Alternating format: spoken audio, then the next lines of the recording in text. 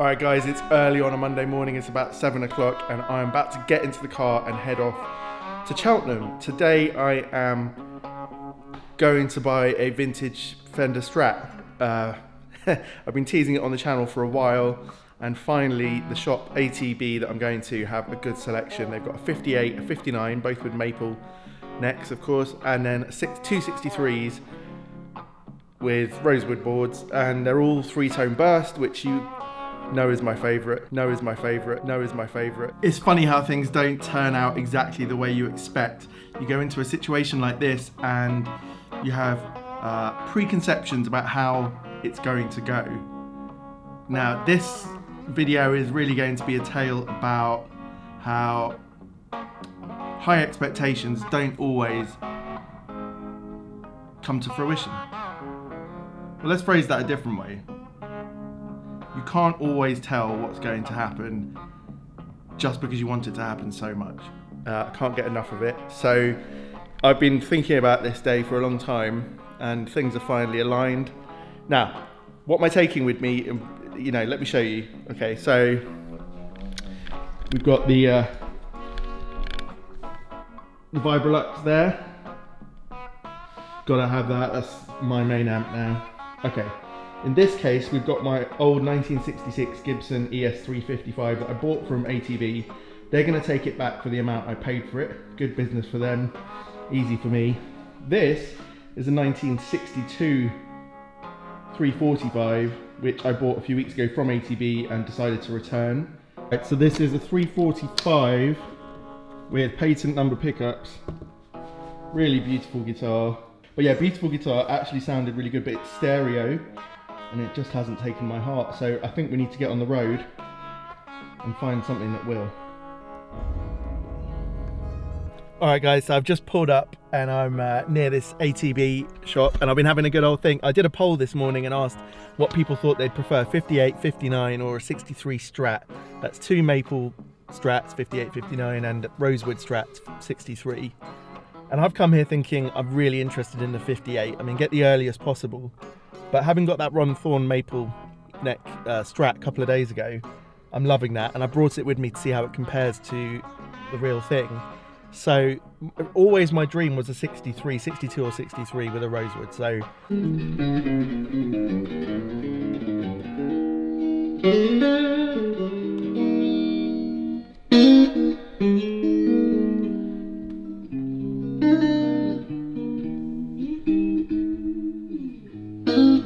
okay, the plan was a good one. We were going to go through each guitar, 58, 59, two 63s, and from that it was going to be easy for me to tell by playing it myself and having Ainsley Lister, who kindly came along with me, to play them as well so I could hear it without playing and just sort of experience the sound. So, I mean, that's essentially what we did. I'm going to take you through a bit of that, tell you my thought process as we go along.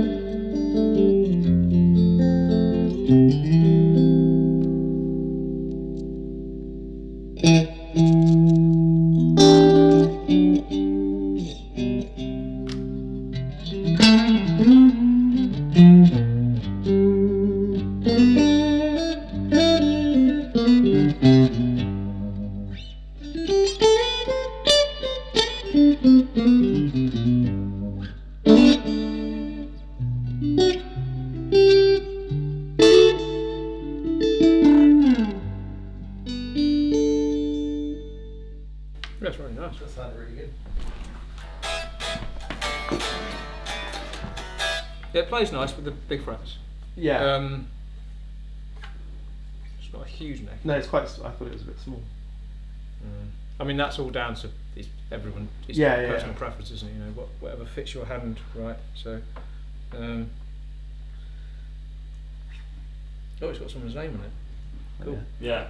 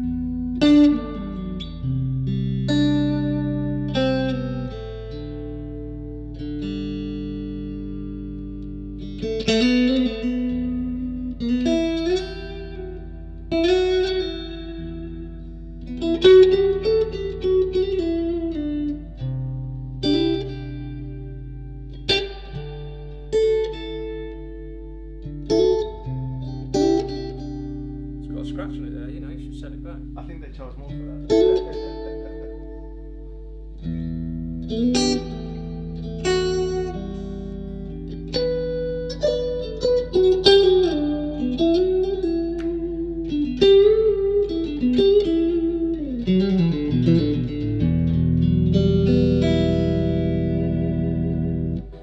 Yeah, great. Again, just sounds quite different to these. It's just. It's really hard to say. They're all different. Yeah. But I wouldn't say.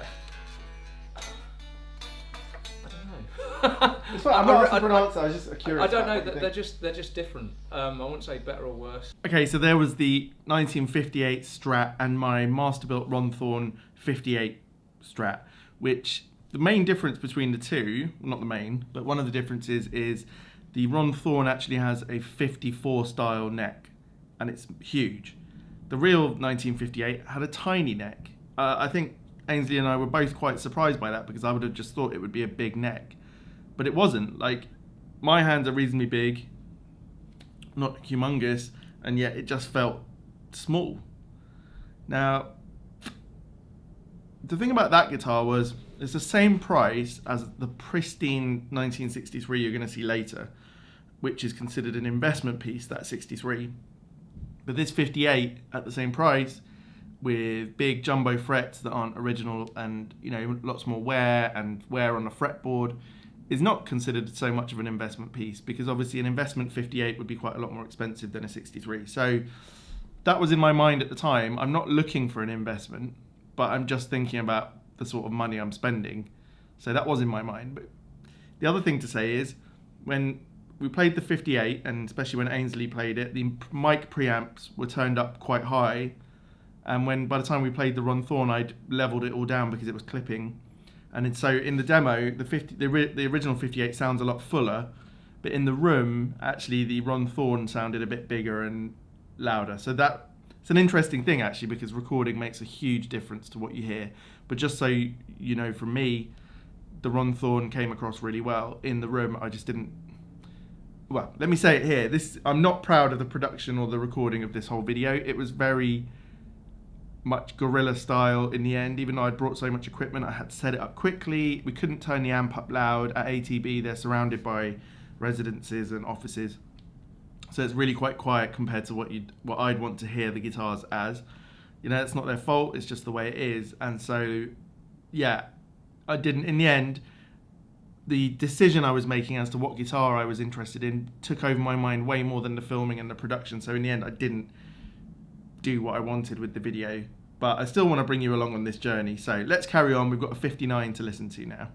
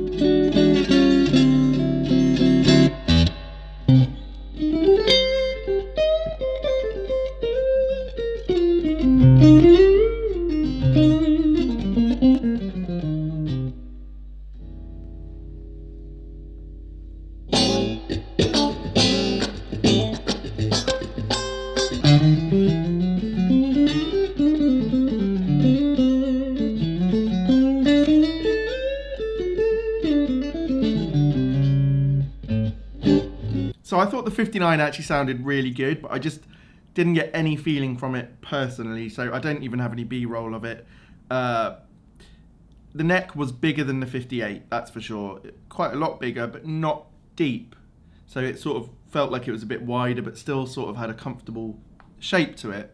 I didn't realise that a 58 and a 59 would have that difference, to be honest with you. So that's something I was just learning so many things throughout this, but ultimately I knew when I picked that up and played it for a few minutes. I mean, it probably needed a good setup. It had quite a lot of jangling and things like that, but yeah, wasn't the one for me. So we moved on. Time to try a 63.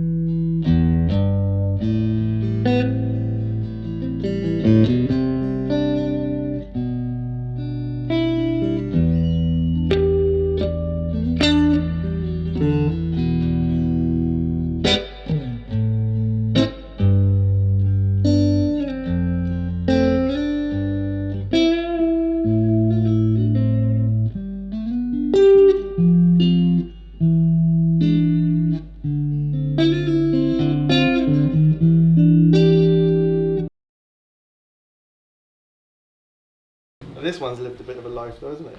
It's got battle scars. Yeah, I've seen it on your website.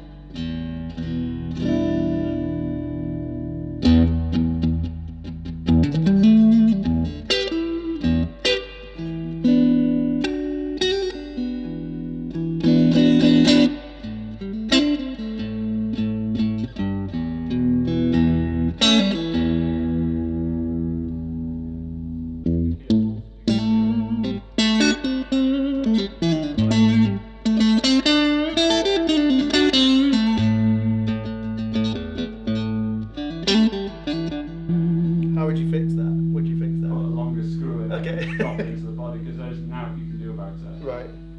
It's a bit like on my yellow one where the Yeah. big guy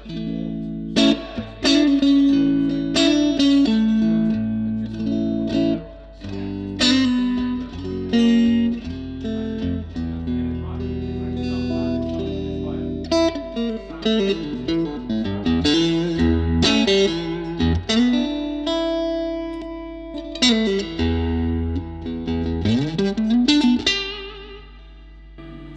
sounds great, this one. Quite a lot of work.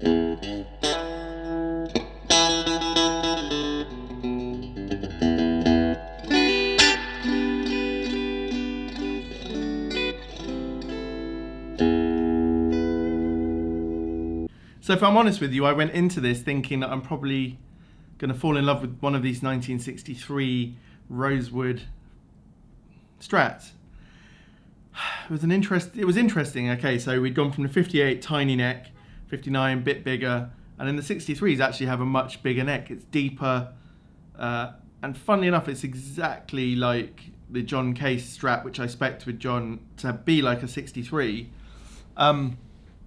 Here's where I started to feel a little bit like my mind was going all over the place, because firstly, I'm not used to playing a quiet amp like this, and I really need to know how it sounds loud, but I couldn't there. And you see there are two 63s. There's one that's in really great condition and one that's in much worse condition. The pick guard is coming off and one of the screws is completely loose, and it needs quite a lot of work. And there was a few grand difference between the two. The more expensive one was pristine, and I just thought, that's really not what I'm after. Like, I don't want to spend the next 10 years having to play it to get some wear into it, but also possibly like lower the value of it, because it's quite an investment grade piece. And the other one with the battle scars sounded great in the neck position, really glassy, but the middle and bridge positions I didn't love. They were a bit too thin, and it probably needs some work on it. And as a whole, that guitar needed some work, and the scars and everything, the look of it was pretty cool, but it wasn't exactly what I was after. To be honest, the body condition of the 58 was fantastic. The neck on that was a little bit thin. The 59 had a really nice neck, actually, comfortable but a little bit bigger, but didn't quite have the vibe I was after. The pristine 63 was too pristine, and although it did really sound nice, it's very smooth. You know, without turning my amp up, I couldn't quite do it. And then this one, the battle scars were great, but it needed quite a lot of work, and the pickups weren't quite what I was after. So at this point, it was a bit like, uh-oh. And, you know, these guitars cost sort of between, 20-something thousand, let's say. It's a lot of money in any walk of life. And although I was prepared to pay it for something that I know would at least keep the value, but I'm not looking for an investment in it. I'm looking for a lifetime purchase Pre-CBS Strat. And that all just crumbled away at that moment. I knew of these four, I wasn't going to buy one of these four. You're not looking for the negative, as in you're not looking to go and try for and say, let's put it the other way. You're waiting for this positive. You're waiting for this huge rush from a guitar that, for me, has nice paint wear, but not too many dings. Not too much damage in the pick guard. A thick, full neck position with a little bit of glassiness, and a bridge pickup that's got some oomph to it. A reasonably large neck, if not too massive. And you would just know when that would happen, and it just didn't. So look, this story does have a happy ending, but it's taking a bit of time to get there. What I've learned so far is there is a vintage guitar for everyone, I think, but that finding that one for you is not easy if you're really looking at this sort of level of the market and you want to play. Like, a lot of this is people buying it to put away in the case and bring it out every so often or put it on the wall, and that's fine. I totally get that. These are like art pieces to me as well, but I want to play it every day. And so I'm looking for that right mixture of things. If you said I have to buy one, I'd buy the 58, despite the neck being a bit small. I would probably buy the 58, the maple neck. But then I've just got this Ron Thorn with the maple neck that I love. And so the necessity and the speed of movement that I would need is just not quite there for me right now. But anyway, as I said, there's a happy ending here. And I'm just wondering how to edit this together to sort of put the pieces together. I'm going to have a think about it. I'll be back in a minute.